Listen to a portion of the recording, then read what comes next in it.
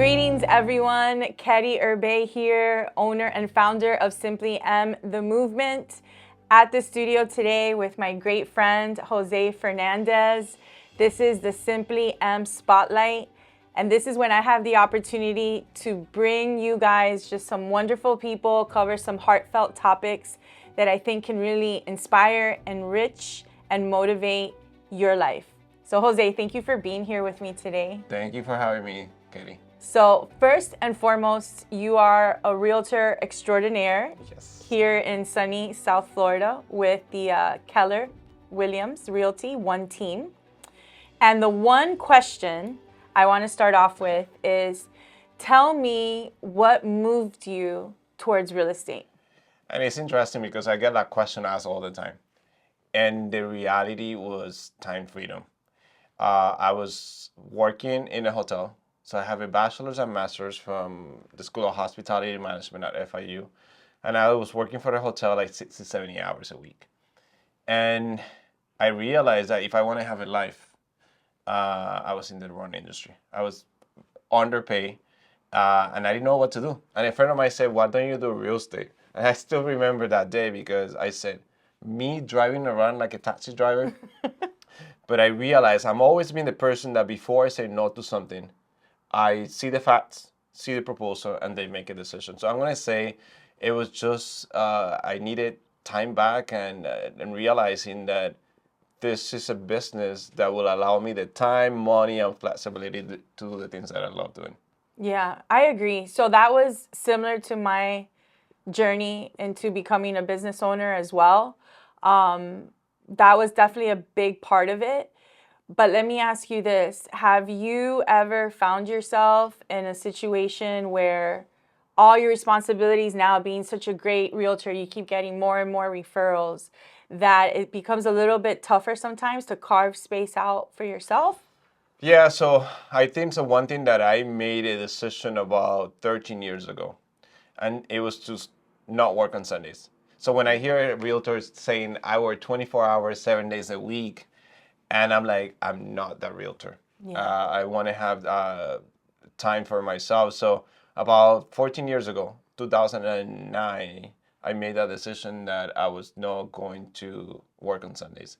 So I work Monday through Saturday, and I set the expectations with my clients. I said, you have me from 7 a.m. on Monday until 11:59 on Saturday. I can work around your schedule, but Sunday is my day off for God, my family, church, and to rest. That's awesome. So as you know, I created Simply M to specifically support women, right, and healing through dance. But really, I love to have that conversation around these kind of topics because sometimes women experience things a little bit differently than men. Would you say? I would say so. I think we probably wired different. But in the world that we live in, what I'm seeing more is that women are trying things that have worked for men, and men are trying things that have worked for women, especially when dealing with the emotions and the challenges of the day-to-day in life. Yeah, it's true. One thing that really stuck out for me was that you said, and what you just said is that you mentioned, I set the expectation. So I read this book called Finding Your Unicorn Space, and in it, the author talks about how even though there has been a lot of changes, like you mentioned, in the way that women and men interact with each other and the way that things are set up, even back in their home lives, it's still the case that most of the caregiving duties fall on women, and they tend to not carve out that space to do things that spark joy. And she actually mentions that it's important to communicate. So the same way that you communicate with your clients and set the expectation, she's saying the same for women to communicate with their partner and say, you know, Sunday's my day where I go for my long run, or Wednesday's the day that I dance, right, at Simply M. So I think what you just said really speaks volumes because, as you mentioned, now everyone can do all these things. There isn't any, there's no line anymore in the sand about how men should go about their day-to-day life and how women. So I think you're setting a great example.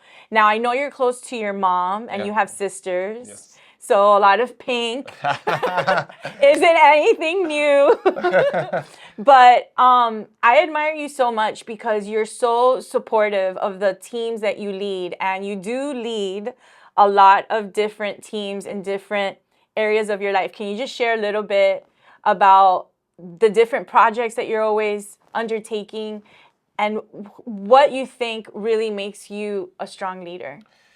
So, wow, that's a A tough mouthful, question. yeah. Yes. So, a couple of things. For many years, I was part of Keller Williams Leadership Council, and I was part of the culture committee there. I did it for about 6 years.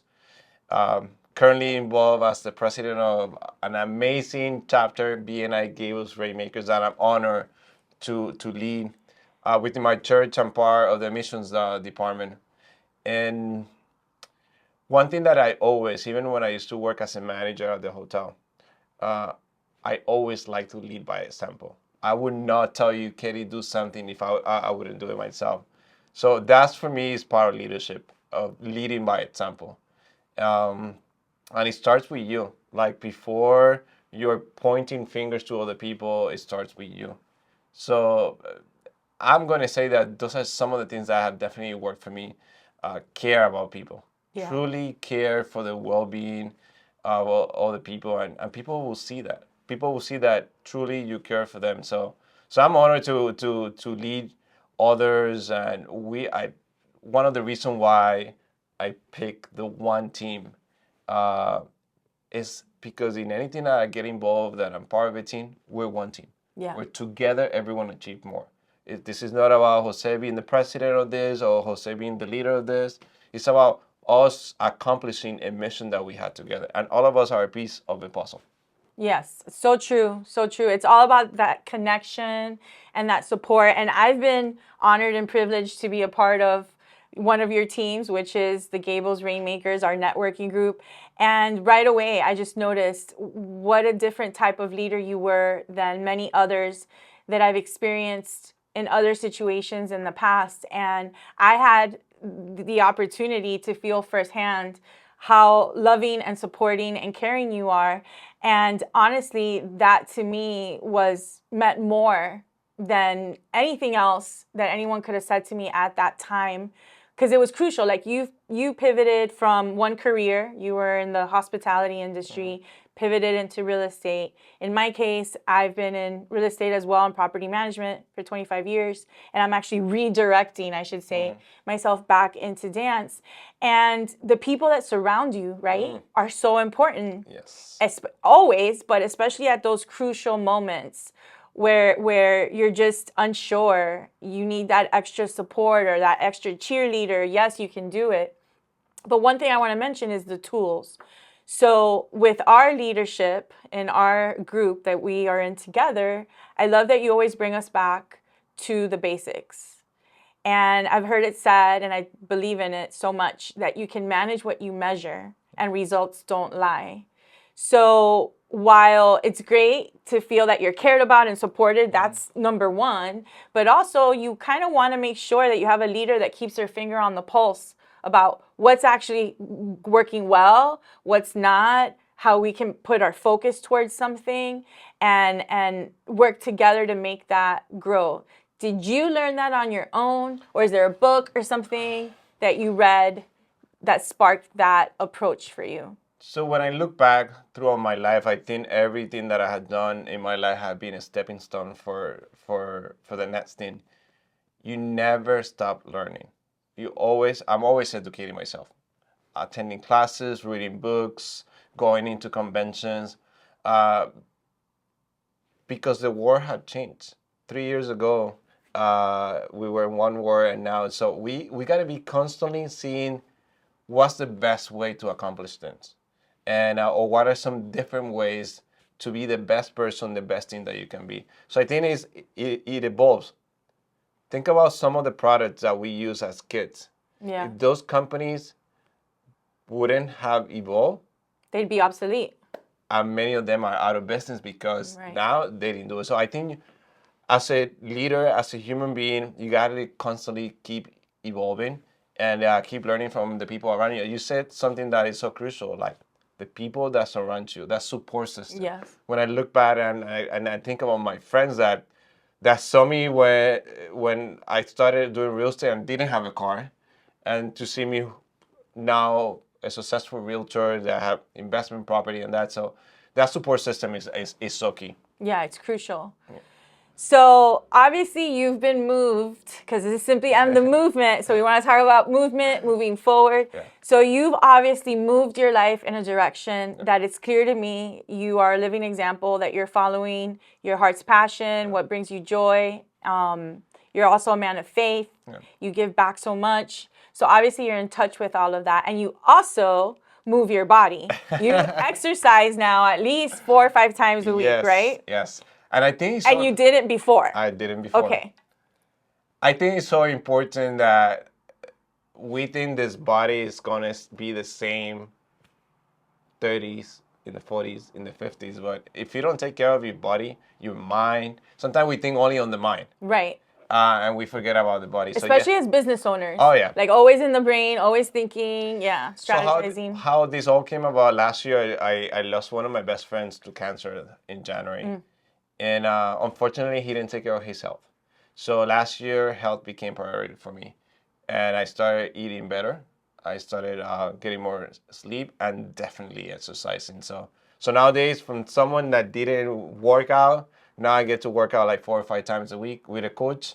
Someone that tells me exactly what I need to do, even though that I don't enjoy. But at the end of the day, I know that it's something good for me. And you have like boundless energy. Yeah. Because you do, I know you personally. He does a million things and you have like boundless energy. So I think the main points here that this is why I wanted to interview you. I wanted other people to hear what you have to say, especially the ladies in the Simply M community, which is that following your gut instinct, even if you have to check a few boxes, like you said, you looked into it and made sure that real estate was going to be a good move, but you listened, right, to that whisper, that thing, your friend. It's like life, God giving you a message, and follow it. Don't be so scared.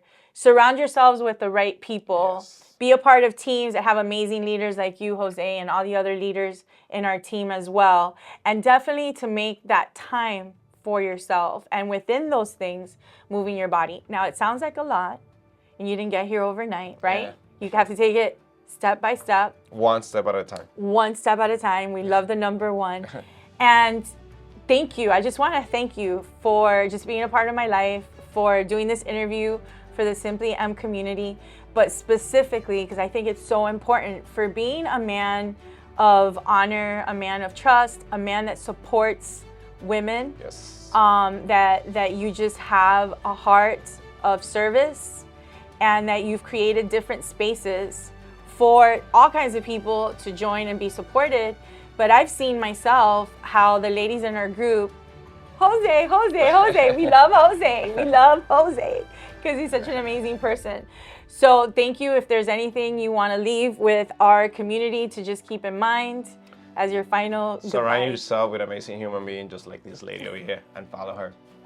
Thank you, Jose. So remember, the Simply M Spotlight here to bring you more amazing, beautiful souls like Jose. And remember, we don't stop dancing because we grow old. We grow old because we stop dancing. Woo!